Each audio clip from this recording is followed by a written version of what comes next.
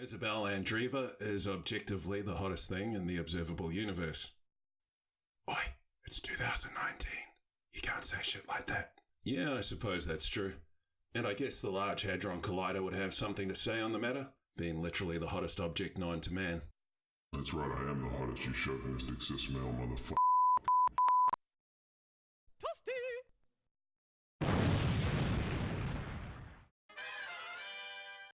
Wow. Anyway, I get Hadron's raging jealousy. We all want to feel good about ourselves. I myself am a failed Instagram model. I just want people to like me, goddammit. And I wouldn't mind the additional bonus of getting paid for just being alive. So salty right now. Apparently, this is an unhealthy fixation, though. But what if I were to tell you that the please like and subscribe, come follow me generation, please like and subscribe, is just a symptom and not the cause of our problems? Instagram isn't to blame for our bad self-esteem. Oh no, it goes much deeper than that. Once upon a time, we probably overestimated our value as a species in the universe. And as is the way with human nature, the natural reaction was for the pendulum to swing completely in the opposite direction. I'd argue that it swung so far that we're on the verge of destroying ourselves, but we'll get to that later. This change in self-perception started with a small scuffle between a rambunctious little upstart called science and its calcified elder brother, religion. It put us at odds with the universe in some ways, but it doesn't have to be this way. Ladies and gentlemen, and others, I present to you our ever-diminishing cosmic significance. Thunderbolt and lightning, very, very frightening me. Galileo struck one of the first major blows in the battle between science and religion when he revealed that the Earth wasn't actually the center of the universe. Darwin followed up a little later with a coup de grace. Turns out we weren't the pinnacle of God's creation either. We were merely the result of a random process called evolution, rendering us no better than our newly acquired, long-lost relatives, monkeys. Science was gaining the ascendancy, and its message was that in the grand scheme of things, we weren't very important at all. Accepting the truth is obviously preferable to living in delusion, but sadly, as we all know, sometimes the truth hurts. Given the core beliefs of the majority of people living at the time, this would have been a bitter pill to swallow. You'd think after a few centuries as a culture, we would have had long enough to adjust to the bad news. Sure, but as one story leaves the scene, another one enters to take its place. Just a quick aside before we continue. On balance, I think that science was a net positive for humanity. Among its many triumphs, it helped to free us, albeit very, very, very slowly, from religious dogma. I want to make it abundantly clear that I'm not anti-science. I'm pro-science. I'm all for electricity, warm running water, and 10 million new different gadgets to try out every year. So science, please keep doing your thing. If not for the internet, I'd probably still be clinging to my own outdated modes of belief. Certainly they helped to get me started on my spiritual path, but I needed science to keep things moving along. Chalk up another win for reason and rationality. It's important to be mindful, however, that science has its own set of underlying assumptions that, if left unquestioned and unexamined, could lead to some extremely bad results. One of the key values of science is objectivity. Now, what does objectivity mean exactly? Asking what is real is one way of getting at this concept. It defines what's important in our story, and it turns out that it's not us. What really counts for our purposes is if something is objectively true, which is to say that it exists independent of human perception. In this hierarchy of values, quote-unquote objective facts trump subjective experience. The scientific method generally favors reducing things down to their simplest form by abstracting away unnecessary detail. This approach has given us powerful theories that can be broadly applied. For example, gravity is the same force that causes apples to fall on Earth and the moon to orbit around it.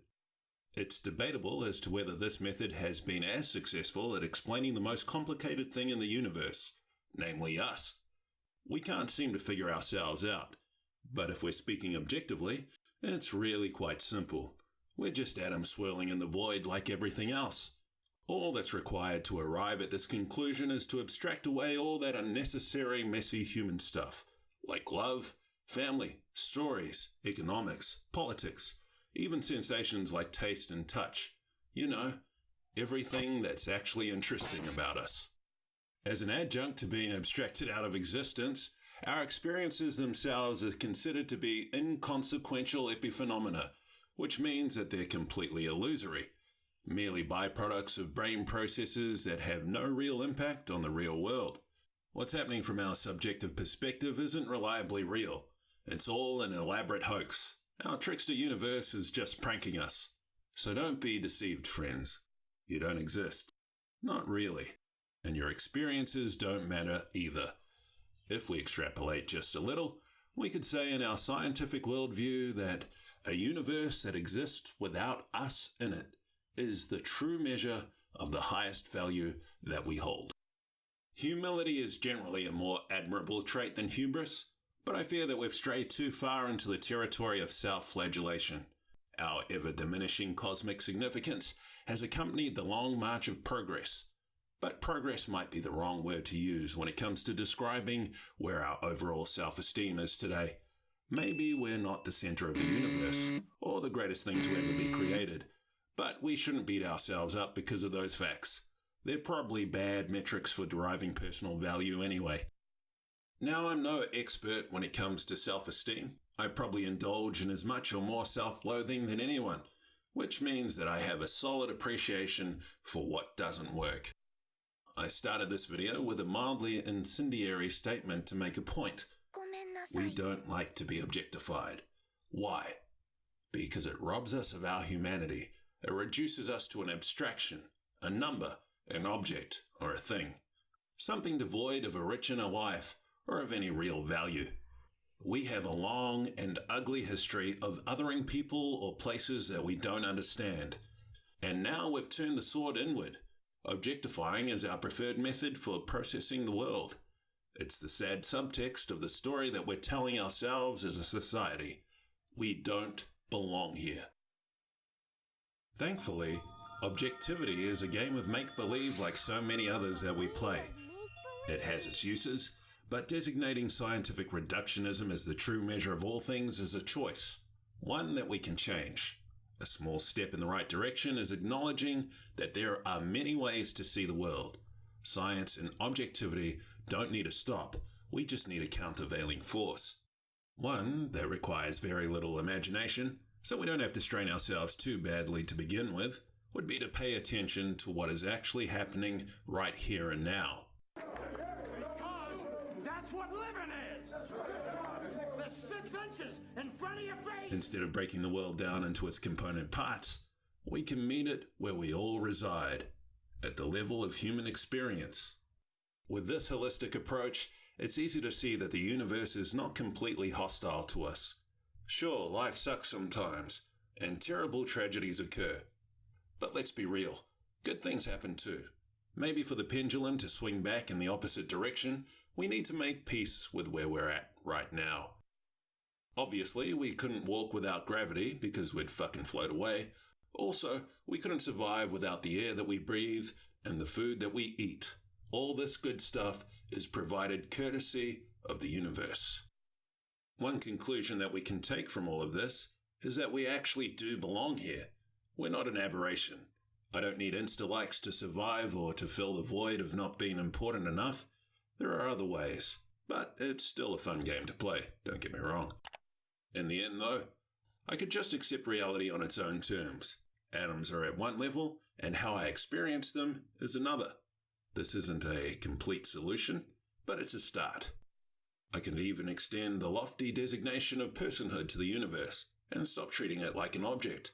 I could do that for other people and myself as well. That might help my general disposition. So, am I okay? Because that would be nice. And yeah, I think so. Are we okay?